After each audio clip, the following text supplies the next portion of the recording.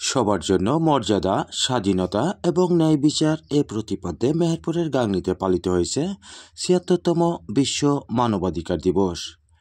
মঙ্গলবার ১০ই ডিসেম্বর বেলা ১১টার দিকে দিবসটি উপলক্ষে গাংনী উপজেলা মুক্তিযোদ্ধা কমপ্লেক্স ভবন থেকে একটি বর্ণাঢ্য র্যালি বের করা হয়, যেটি গাংনী উপজেলা শহরের গুরুত্বপূর্ণ সড়ক প্রদক্ষিণ করে একই স্থানে এসে শেষ হয়। পরে মুক্তিযোদ্ধা কমপ্লেক্স ভবন মিলনায়তনে মানবাধিকার দিবস উপলক্ষে আলোচনা সভা অনুষ্ঠিত হয়। আইন সহায়তা কেন্দ্র ফাউন্ডেশন গাংনী উপজেলা শাখা আয়োজিত সভায় সভাপতিত্ব করেন শরীফউদ্দিন বাবুল। অনুষ্ঠানে প্রধান অতিথি হিসেবে উপস্থিত ছিলেন আইন সহায়তা কেন্দ্র ফাউন্ডেশন মেহেরপুর জেলা শাখার সভাপতি বাকা বিল্লাহ। অনুষ্ঠানে প্রধান আলোচক হিসেবে উপস্থিত ছিলেন সাহারবাটি ইউনিয়নের সাবেক চেয়ারম্যান আসাদুজ্জামান বাবলু।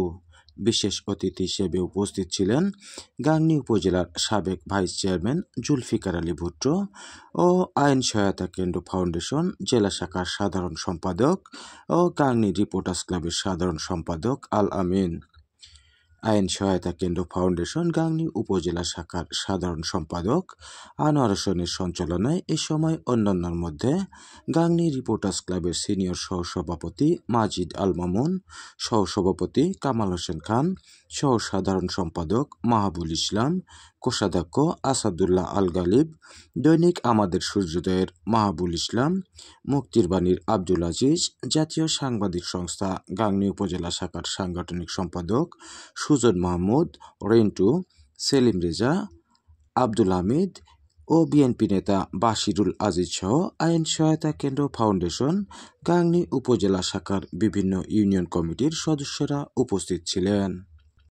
সভায় মানবাধিকার রক্ষায় কি কি করণীয় সে বিষয়ে গুরুত্বপূর্ণ আলোচনা করা হয়। একই সাথে সকলকে নিজ নিজ অবস্থানে থেকে মানবাধিকার প্রতিষ্ঠায় কাজ করার জন্য আহ্বান জানানো হয়।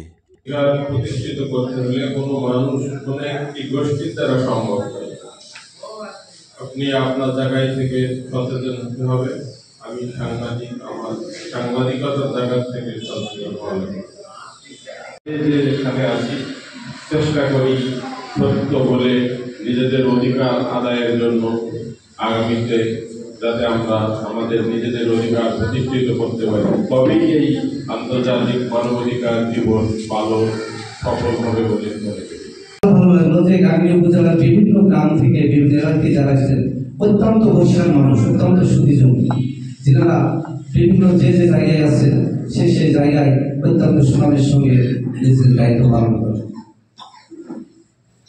আমি যে কথাটি বলতে চাচ্ছি, মানবাধিকার এটা কিন্তু আমি যে পরিবারে বাস করি, আমি পরিবারের প্রধান, ওইখানে আমার দ্বারা ওই পরিবারের সদস্যদের সুষ্ঠু মানবের অধিকার, সেই অধিকার দিচ্ছি কিনা, আমার দ্বারা বঞ্চিত অধিকার হচ্ছে কিনা, এই বিষয়টা লক্ষ্য রাখা।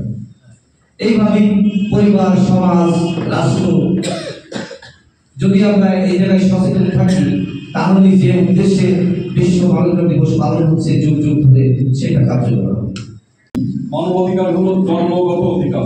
পৃথিবীতে ভূমিষ্ঠ হওয়ার পরে যে 5টি মৌলিক অধিকার তার জন্য নির্ধারণ হয়ে যায়, সেটা হলো শিক্ষা, বস্ত্র, অন্ন, চিকিৎসা এবং বাসস্থান।